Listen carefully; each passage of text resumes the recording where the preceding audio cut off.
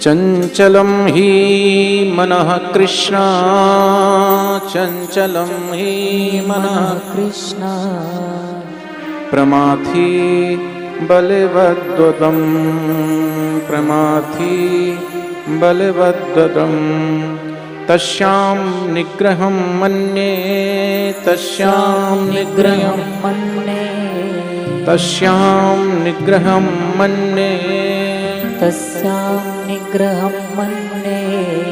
वायुरिव दुष्करं, वायुरेव सुदुष्करं, वायुरेव सुदुष्करं, वायुरेव सुदुष्करम्।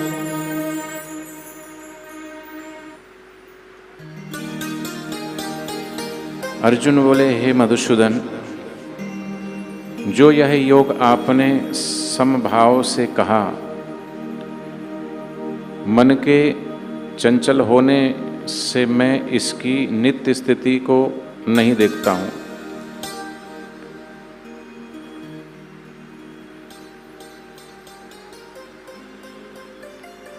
भगवान कहते हैं कि हे अर्जुन, जो योगी अपनी भांति संपूर्ण भूतों में सम देखता है और सुख अथवा दुख को भी सब में सम देखता है, वह योगी परम श्रेष्ठ माना गया है। फिर अर्जुन भगवान श्री कृष्ण से पूछता है कि प्रभु, ये तो ठीक है, लेकिन ये जो योग आपने समभाव से कहा है, मन के चंचल होने से मैं इसकी नित्य स्थिति नहीं देखता। मन इतना चंचल है कि मैं कैसे समभाव में देखूं? क्योंकि हे श्री कृष्ण, यह मन बड़ा चंचल है। प्रथम ये स्वभाव वाला है, बड़ा दृढ़ और बलवान है, इसलिए इसका बस में करना मैं वायु के वेग को रोकने की भांति अत्यंत दुष्कर मानता हूँ। तो भगवान कहते हैं कि हे महाबाहो, असंशयम महाबाहो मनो दुर्निग्रहम चलम अभ्यासेन तु कौन्तेय वैरागेण च गृह्यते।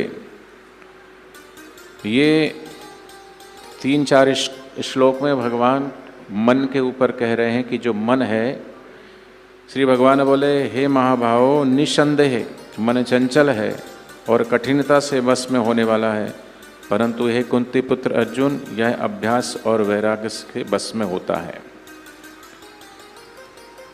तो मन के ऊपर ही सारा खेल है। मन ही बंधन का कारण है, मन ही मुक्ति का कारण है। मन ये मनुष्याणाम कारणम बंध मोक्ष हो। तो क्या करें फिर? कैसे करें, वो भी भगवान ने श्लोक में बताए हैं कि ये श्रीमद् भगवद गीता के 6वें अध्याय के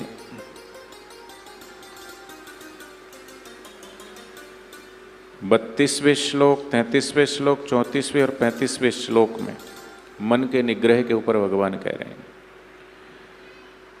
भगवान कहते हैं कि निसंदेह ये मन चंचल है, वायु के वेग को रोकना आसान है, पर मन को रोकना बड़ा दुस्तर है। फिर भी अभ्यासेन तु कौन्तेय वैरागेण च गृह्यते। हे महाभाव, निसंदेह मन चंचल और कठिनता से बस में होने वाला है, परंतु हे कुंती पुत्र अर्जुन, यह अभ्यास और वैराग्य से बस में होता है। जयराम जी की। तो अभ्यास करते हैं क्या हम? बोलो। अभ्यास तो यही तो है साधना में, कितनी देर हम बैठते हैं। क्योंकि हम जब कुछ ना कुछ करते रहते हैं तो मन थोड़ा उसमें लगा रहता है, हैं? मन को बहलाते रहते हैं ना। अभी जैसे बाहर एक काका बैठे थे, वो अपने पोते को लेके बैठे, तो मन ही तो बहला रहे थे, हैं? मोबाइल को लेके बैठे तो मन ही तो बहला रहे हो। मन बहलाने के लिए कभी कुछ कभी कुछ कभी कुछ करते रहते तो मन थोड़ा बहला रहता है, भूल जाते हैं, मन उसमें लगा रहता है। पर जहाँ लगाना चाहिए वहाँ मन लगता नहीं है। जब भगवान में मन लगाने की बात आती है और फिर बैठते हैं तो मन मेंढक की तरह उछलता है। फिर क्यों? अभ्यास गलत जगह कर रहे हैं। तो अभ्यास कैसे करना है कि कभी कुछ ना करो, सिर्फ साक्षी भाव से बैठो। भगवान बुद्ध की बहुत सारी विधियों में एक ध्यान विधि थी विपश्यना। विपश्यना मतलब पश्य माने होता देखना। तो कहाँ देखना? अपने भीतर देखना। तो उसमें कुछ नहीं करना, ठीक है। अभी करना कुछ ना कुछ हम करते रहते हैं, है ना। तो करने वाला कर्ता मौजूद रहता है कि अभी क्या कर रहे हैं, कि अभी हम ये काम कर रहे हैं, अभी हम वो काम कर रहे हैं, अभी हम ये कर रहे हैं, अभी हम वो कर रहे हैं, कुछ ना कुछ कर ही रहे हैं। फिर अभी क्या कर रहे हैं? बोले अभी हम जप कर रहे हैं, तो जप भी कर रहे हैं ना, हैं?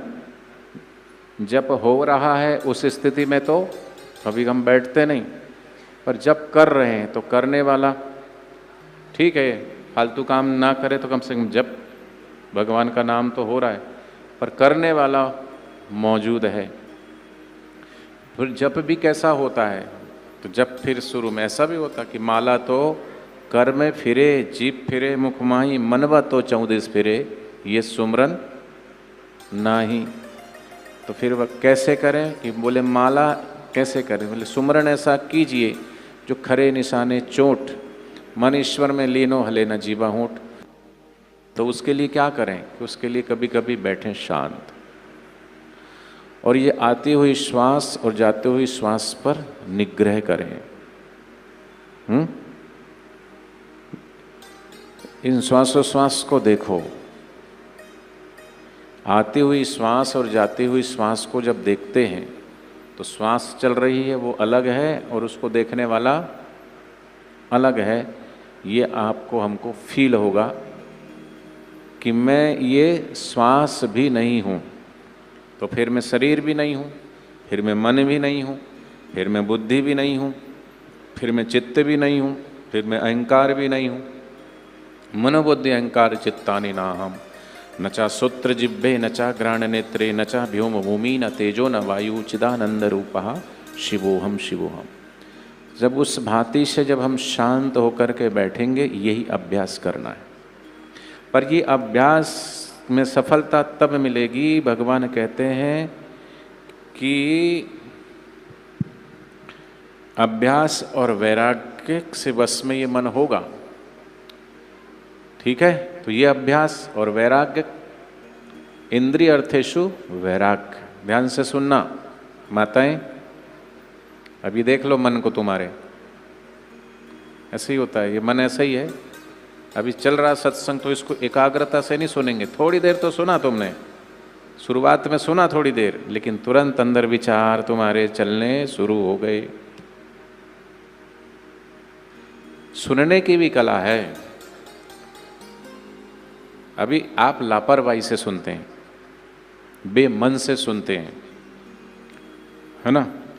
और अभी फालतू की बात शुरू कर देंगे तो, या इधर उधर की निंदा चुगली अभी शुरू हो जाए तो ऐसे ध्यान से सुनेंगे, फिर टकटकी लगा के सुनेंगे, फिर कान इधर उधर नहीं जाएगा, अरे क्या कह रही है मेरे बारे में, क्या कह रहा है मेरे बारे में, और आवाज़ बराबर सुनाई नहीं पड़ी तो और कान ऐसे लगाएंगे, ये कान बंद कर लेंगे कि भाई इधर से सुनो बस।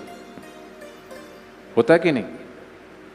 सत्संग कम से कम इतना तो सुनो, ऐसे तो सुनो जैसे कोई निंदा सुनता है, किसी की निंदा, तुम्हारी कोई निंदा करता हो और तुम कितने ध्यान से सुनते हो, इतना कहीं इतनी ध्यान से सत्संग सुन लो। हैं? यही मन का स्वभाव है। थोड़ी देर पकड़ता है छोड़ देता है, थोड़ी देर पकड़ता है छोड़ता है, क्योंकि मन चंचल है। तो इसका अभ्यास और वैराग्य, वैराग्य किसका? इंद्रियों के अर्थ में वैराग्य। तो इंद्रियों के अर्थ में वैराग्य माने जो कुछ इंद्रियगत सुख है, तो अभी ये देखें कि हमने देख लिया दुनिया का झूठा पसारा, ना हम किसी के ना कोई हमारा।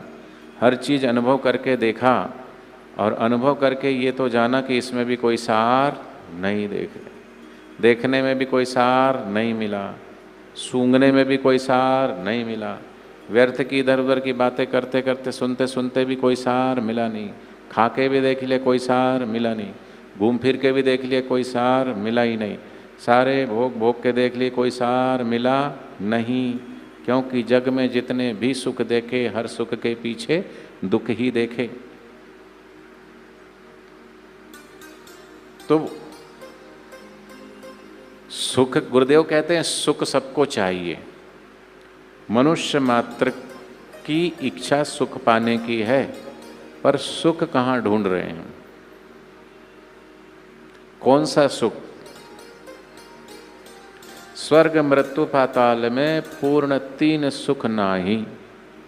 न स्वर्ग में सुख है, न पाताल में सुख है, और न जहाँ हम रह रहे हैं मृत्यु लोक में सुख है। ये संतों के अनुभव की बात है, उन्होंने अनुभव किया है तो उनकी वाणी सुननी हमकी। स्वर्ग में भी सुख नहीं, पाताल में भी सुख नहीं है, धरती में भी सुख नहीं है। तो बोले फिर सुख है कहाँ? बोले सुख साहिब के भजन में और संतन के माही। भगवान के भजन में परम सुख है, परम शांति है, परम आनंद है, और संतों के संग में ही परम सुख उपजता है। इसलिए संत दर्शन की महिमा है कि संतों के पास बार बार जाएंगे तो वो हमारा परम सुख, परम आनंद को भीतर से प्रगटा देंगे। कैसे प्रगटाएंगे? जैसे परमात्मा सब जगह व्याप्त है, पर उस परमात्मा की अनुभूति कैसे होगी? हरि व्यापक सर्वत्र समाना, प्रेम ते होई प्रगट में जाना। उसे प्रेम तो सत्संग में भगवान की लीलाओं का वर्णन, भगवान के चरित्र का वर्णन, संतों के चरित्र का वर्णन सुनते सुनते सुनते उसमें हमें अनुराग होता है। जब परमात्मा में अनुराग होगा तो संसार से वैराग्य, बोलो, होगा। अभी अनुराग कहाँ है? बेटा में अनुराग है, बेटी में अनुराग है, धन में अनुराग है, पद में अनुराग है, कुर्सी में अनुराग है, व्यापार में अनुराग है, तो वैराग्य कहाँ से होगा?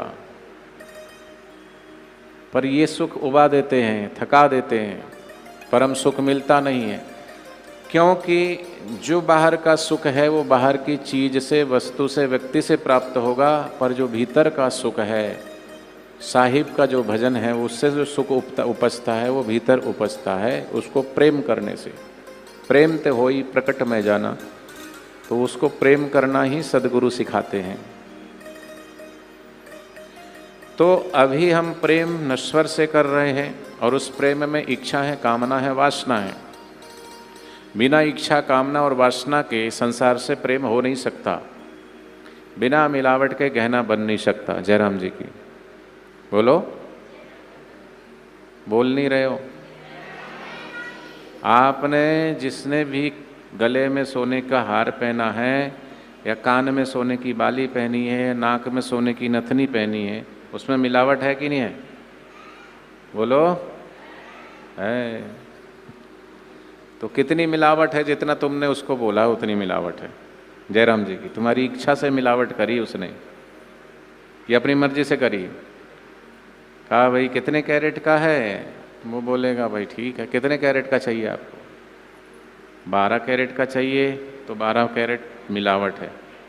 12 सोना, 12 दूसरी धातु है।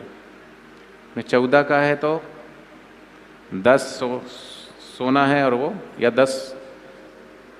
14 सोना है और 10 मिलावट है। जो अनुपात है, जैसे जैसे सोना बढ़ता गया उतनी कम कम उसमें खोट होती, कम होती गई। तो 20 कैरेट का है, 22 का, 24 का तो नहीं हो सकता। 24 कैरेट का सिर्फ सोना ही होता है, गहना नहीं होता। किसी ने पहना 24 कैरेट का सोना? बताओ। क्योंकि बनेगा ही नहीं, मिलावट इतना उसका सॉफ्ट होता है वो, फिर 24 कैरेट का मुलायम, तो वो बनेगा कैसे? उसको आकार देने के लिए उसमें मिलावट करनी पड़ती है। तो ऐसे ही संसार का जो सुख है, उसमें मिलावट के बिना संसार का सुख उपजता नहीं है, मिलता नहीं है।